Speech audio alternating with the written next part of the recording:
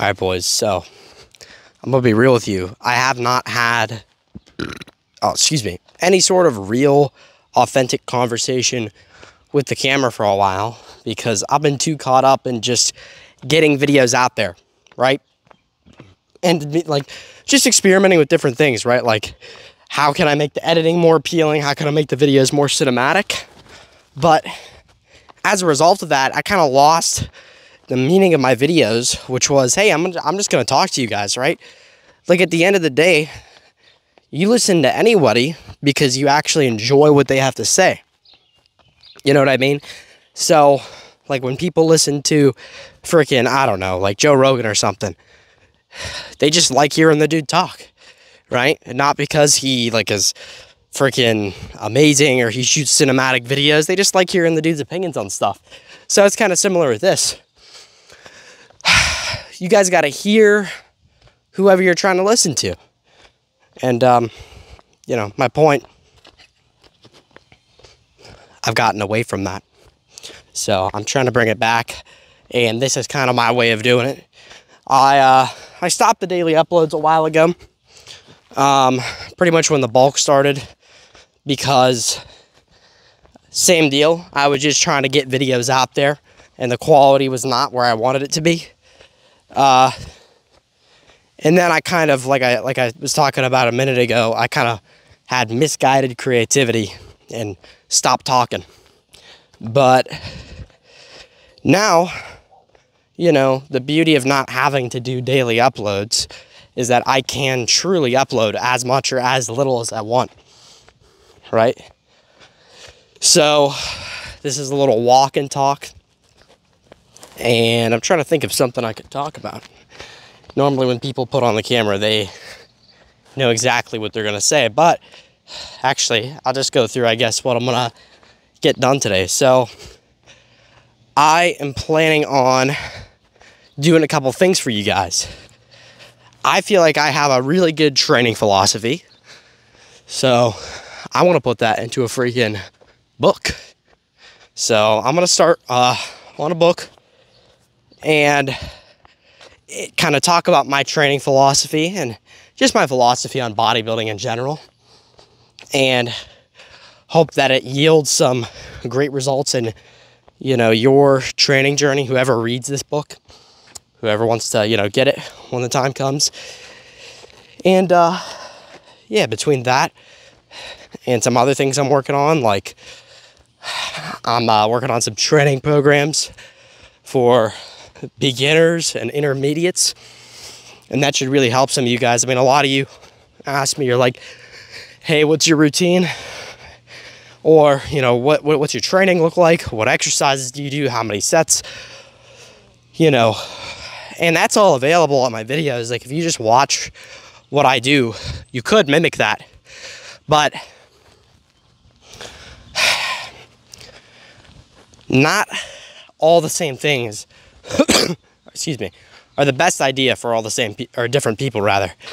So, like for example, if you see a guy who's 10 years into lifting, which I'm not, and he's hyper optimizing like, you know, single arm cable fly and trying to make sure it's as stable as possible, that's going to work well for him because it's going to yield high motor unit recruitment.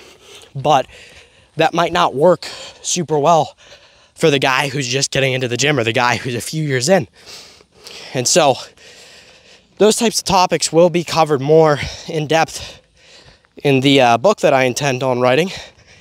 And then, you know, in regards to the programs themselves that I'm working on, I'll kind of give a guideline and a range of different things that different levels of lifters can do. Right? Beginner's not going to do what intermediate does. Intermediate isn't going to do what advanced does. And seeing as I'm not an advanced lifter yet, I'm not going to write any advanced programs because that would kind of be goofy of me, right? And a lot of what I do in terms of my training is just experience-based and science-based. But I would be taking away from that if I decided to make an advanced program. Now, Of course, you know, a couple years down the line, once I'm, you know, 7 years into lifting, I'd say probably then I'd feel more comfortable, you know, giving advanced lifters advice, because I will have, you know, done that myself. But until then, I'm just going to be helping people on my level and below. And I'll share a little tidbit of knowledge with you guys. I have music blasting in my ear, holy crap. I just let any random song play these days. But golden tidbit for you guys. If you're an intermediate or beginner, don't focus on anything except for progressive overload and I would say stable exercises, right? You don't have to do super stable stuff. Super stable stuff, or I'm gonna have to triple S that, make that some sort of slogan, I don't know. Anyway, moving on from that. Barbell bench press is more stable than people think. So I'm not saying you have to make everything as stable as possible, but if you have a lagging muscle group like calves, for example, and you want to get your calves bigger and they're just not growing from anything, look at how to increase motor unit recruitment. You say, okay, if motor unit recruitment helps and drives hypertrophy, then what can I do to increase that? Do single leg. That's a good starter. Single leg calf movements, and then, you know, if that helps, start implementing other things. Like, okay, let me see if I can progressively overload this. And if that's not working, then be like, okay, what am I missing here? And look at where that muscle has best leverage to produce force. The calves, I'm not exactly sure where that falls, but I do know that from the current literature, calves grow really well from stretch. And so I put all these things to test in my training. Some of them later than others. But at the moment, I have started to do single leg calf raises with some rest in between sets, like a minute and a half probably, and focusing on a super deep stretch and a super long pause at the bottom, like 5 seconds. When you do something like that, it is basically hyper-optimization, which some of you may need to grow. But if you're intermediate, that doesn't necessarily mean every single muscle is intermediate. Some muscles may be in more advanced territory, right? It depends on training age. It depends on genetic response. And some people might be able to continue to grow their calves for years at a time without struggle. And then there's also some people who, after a year's growth of consistent calf training, they might get stuck, right? So my program is going to account for all these things. And even if you don't get a program, right, you can take from general knowledge of training and say, well, you know, this is where I'm at. This is what I need to do. And having a good training philosophy is going to help with that. And a lot of people, they overcomplicate it. Like, a lot of you might even think of what I said already as overcomplicated. And to an extent, that can be a good thing, because oftentimes the guys who simplify training the most have the best physiques, right? And I do truly think that if you're not an advanced lifter, hyper-optimization can legitimately kill your gains.